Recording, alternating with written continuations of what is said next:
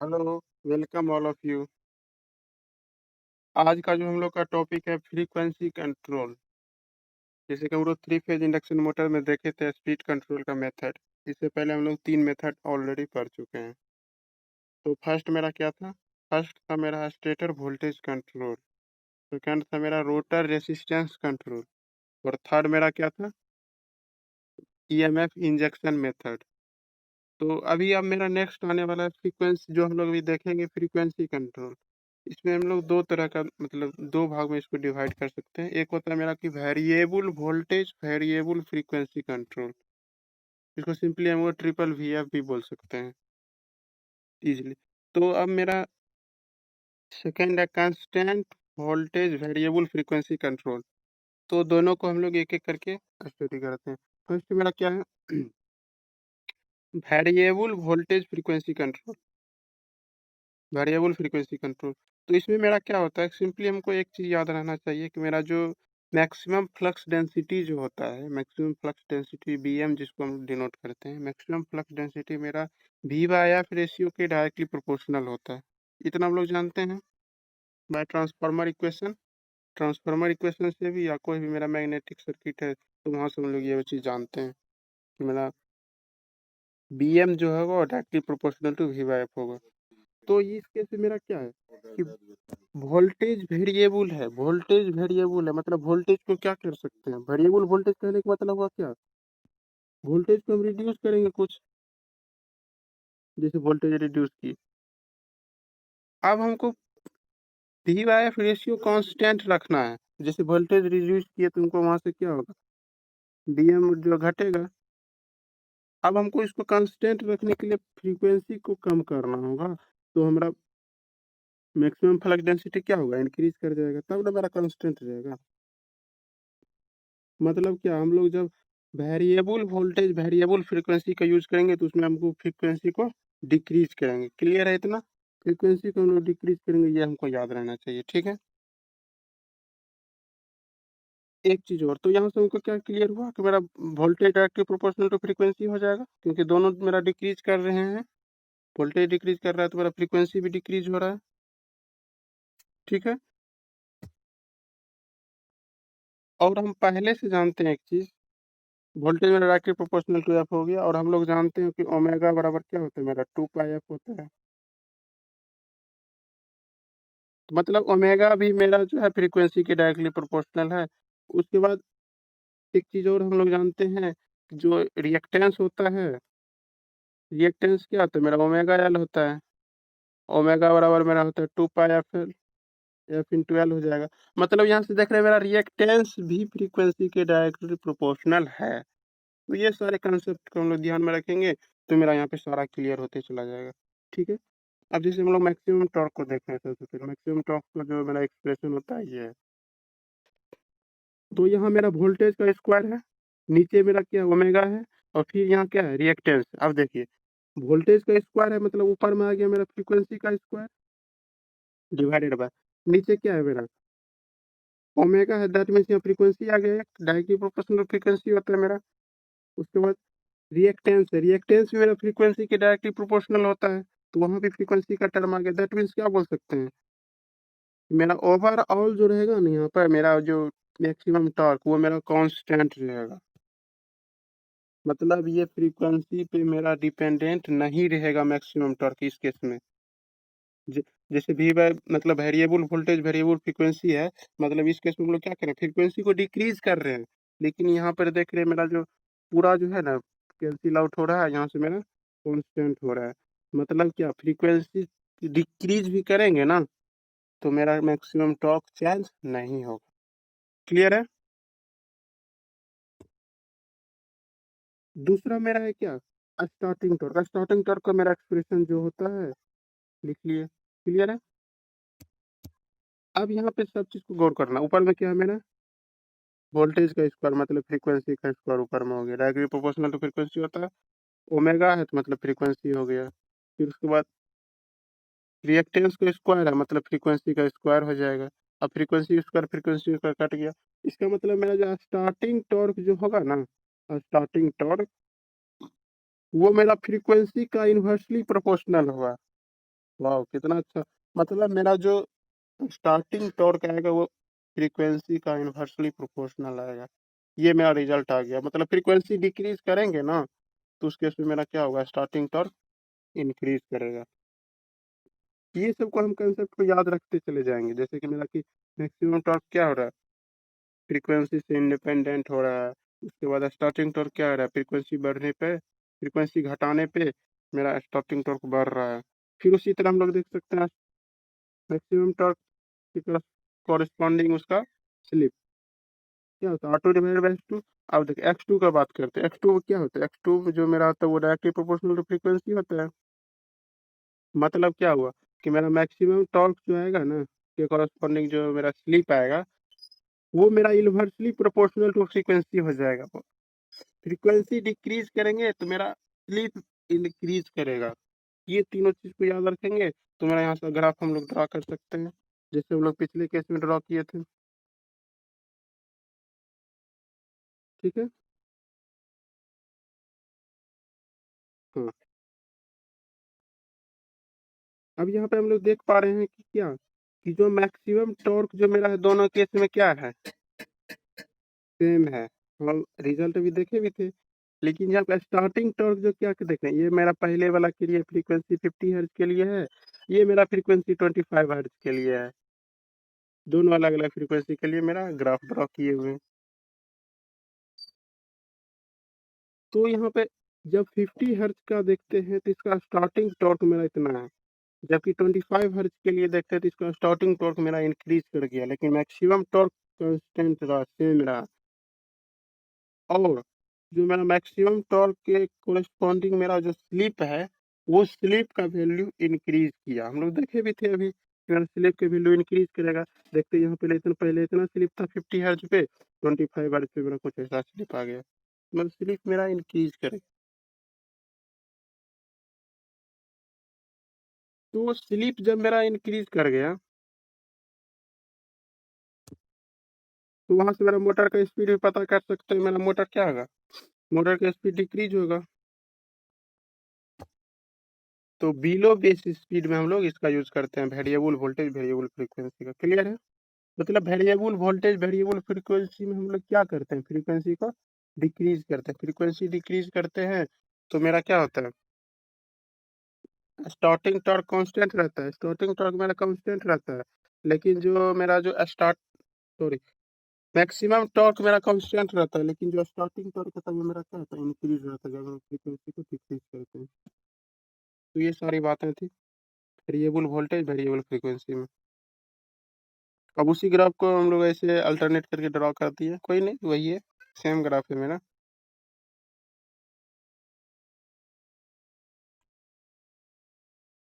अब नेक्स्ट जो मेरा है हम लोग का constant voltage variable frequency control. Constant voltage variable frequency control मतलब इस केस में हम लोग क्या करेंगे, वोल्टेज मेरा कांस्टेंट रहेगा और मेरा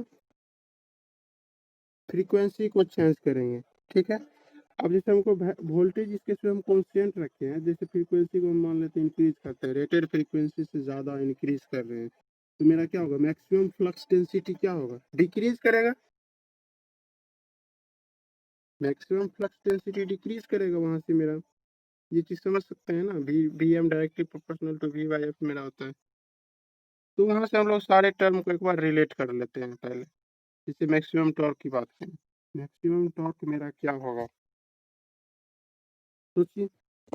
एक चीज, इस केस में मेरा वोल्टेज क्या है, कांस्टेंट है, मतलब इससे चेंज नहीं करेगा। अब देखें, जैसे इससे ये डिपेंड करेगा, ओमेगा फ्रीक्वेंसी पे डिपेंड करेगा। फिर मेरा रिएक्टेंस फ्रीक्वेंसी पे डिपेंड करेगा जो कि डायरेक्टली प्रोपोर्शनल होगा दोनों।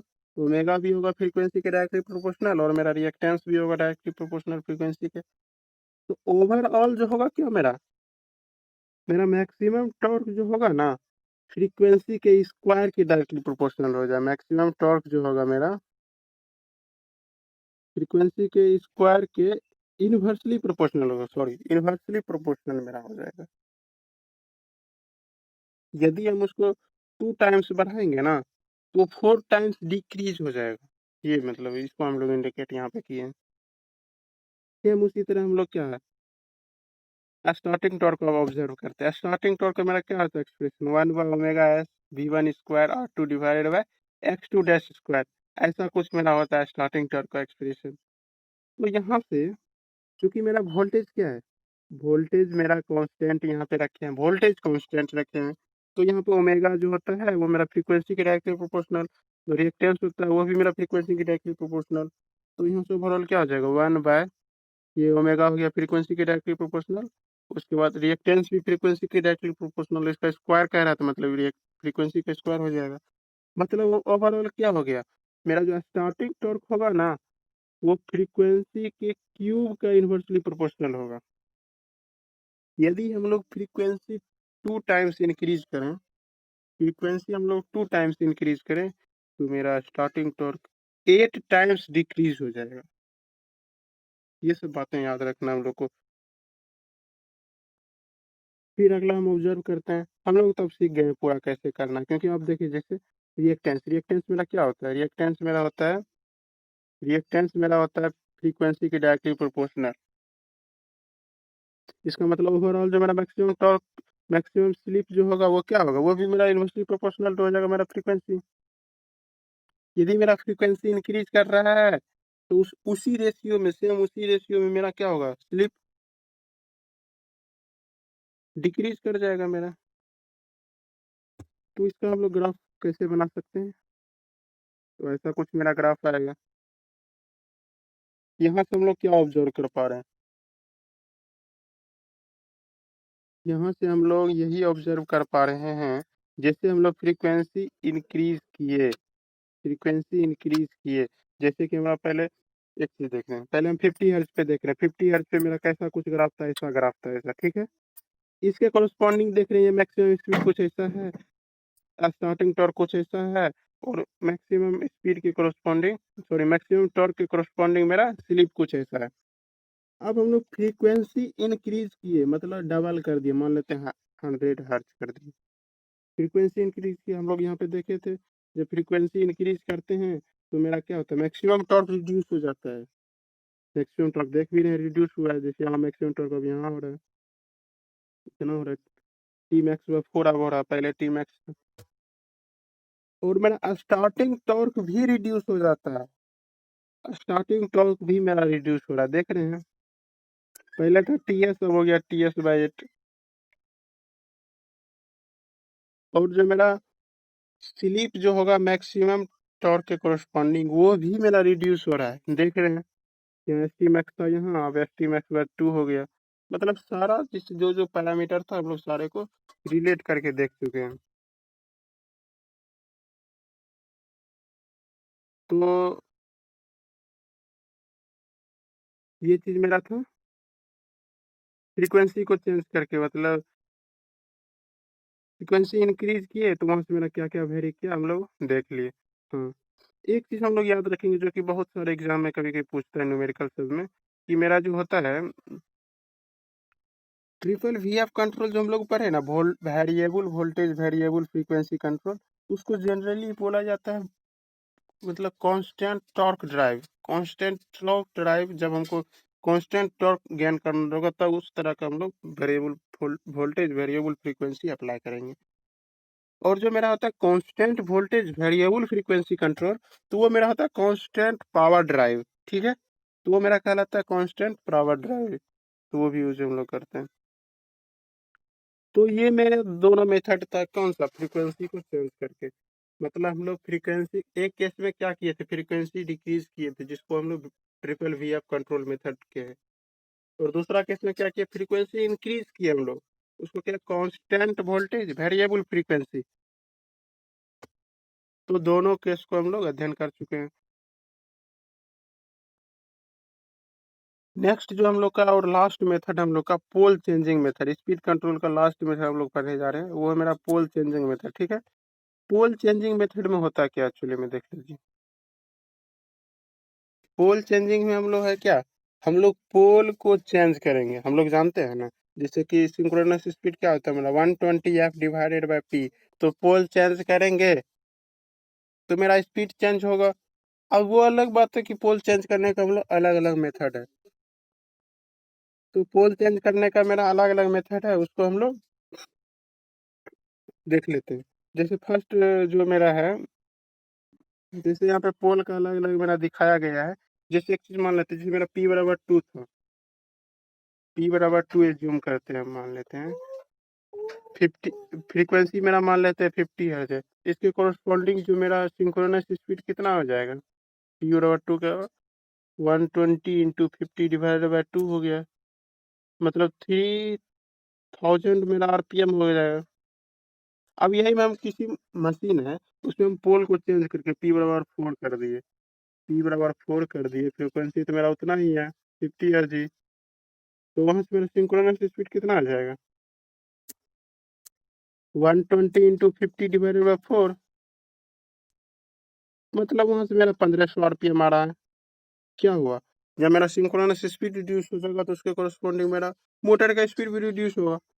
तो मतलब पोल चेंजिंग मेथड का यूज है ना हम लोग जनरली स्क्वायरल केज मोटर में करते हैं। किसमें, स्क्वायरल केज मोटर में हम लोग करेंगे पोल चेंजिंग मेथड, ठीक है, पोल चेंजिंग मेथड का यूज। तो ये पोल चेंजिंग मेथड मेरा स्लिप रिंग में एप्लीकेबल नहीं है, ये ध्यान रखना है। मेरा स्क्वायरल केज में सिर्फ हम लोग इस मेथड का यूज करेंगे। तो पोल यदि मेरा डिक्रीज हो रहा है, जो मान लेते हैं पोल इंक्रीज किए, तो पोल इंक्रीज करेंगे तो वहां से मेरा मोटर का स्पीड क्या होगा, डिक्रीज हो जाएगा। तो ये मेथड है मेरा पोल चेंजिंग, ठीक है। तो मतलब इसका यूज हम लोग क्या करेंगे, एवब रेटेड स्पीड, मेरा रेटेड स्पीड स्पीड प्राप्त करना है, तो उस केस में हम लोग पोल चेंजिंग मेथड का यूज करेंगे। तो ये मेरा पूरा था speed control of 3 phase induction motor. वैसे हम लोग है ना पोल चेंजिंग मेथड का हम लोग 3 मेथड यूज करते हैं, उसको एक बार देख लेते हैं। तो फर्स्ट मेरा होता है ना कि मतलब मेरा जो वाइंडिंग को, स्टेटर वाइंडिंग को अलग अलग फेज में बांट देते हैं, फर्स्ट ये मेरा होता है। दूसरा होता है मेरा कैस्केटेड पोल मेथड, उसको पोल को कैस्केटेड रूप से डिजाइन कर लेते हैं हम लोग। और मेरा थर्ड जो होता है वो वाला एम्पलीट्यूड पोल मॉड्यूलेशन। तो ये तीनों मेथड होता है मतलब मेरा पोल को चेंज इन करने का। तो ओवरऑल हम लोग क्या कर रहे हैं, पोल को चेंज कर रहे हैं और मेरा स्पीड को वेरी कर रहे हैं। पोल जैसे इंक्रीज किया तो वहां से मेरा स्पीड क्या हो, डिक्रीज हो गया। तो ये मेरा था ओवरऑल स्पीड कंट्रोल। तो स्पीड कंट्रोल मेरा यहाँ पे हम लोग का कंप्लीट होता है, speed control of 3 phase induction. चलिए ठीक है, थैंक यू।